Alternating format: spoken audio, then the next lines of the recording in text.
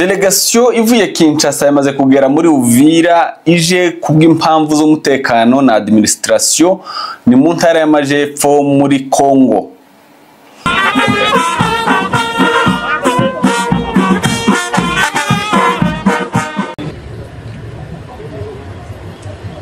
Hanyuma mukuri ikintu gitangaje cyane nabonye hanga ariko Kongo sinzi ibyayibayeho pe.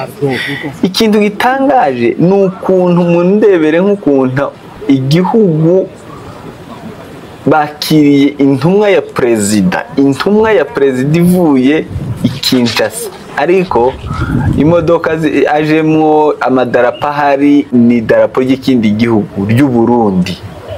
Yani igihugu cy'u Burundi cigaruriye Kongo n'imodoka agendamwo ministre, mbese intumwa ya leta, reka tuvuge ngo ni president kuko ni intumwa ya president muko aragenda ahantu hashinze idarapo ry'ikindi gihugu mu gace muri Uvira.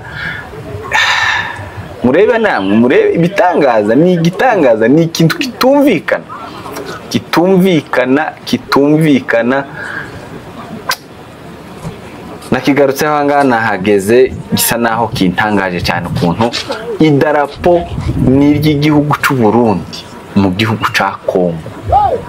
Muvyo dominance influence igihugu cy'u Burundi rero gifite muri iki gihugu ca Kongo, spesialement muri uyu mujyi wa Uvira. Mbibutse yuko mu ntangiriro z'uyu mwaka AFC M23 na MRDP twirwaneho bamaze gufata imijyi ya Goma, Bukavu, bakonectinga naho Plateau. Utwo ni uduce twose bafite bambuye leta ya Kinshasa, bamare kutuyambura. Leta ya Kinshasa yarahunze iva muri Goma, iva muri Bukavu, yimukira muri Uvira. Ubu tuvugana province ya Side niho ofisi zabo nkuru ziri, niho guverineri abarizwa. Ariko mu minsi mike ishize kubera ikibazo ca General Gasita atumwe hariya mu bikorwa bya gisirikare za operation n'ubutasi, Wazalendo barabyitambitse bari kubyitambika banga yuko Gasita guma hariya ati ntidushaka umunyarwanda, tugiye kumuherekeza, turamushaka ngo tumuherekeze tumujabutse mu Burundi agenda iwabo.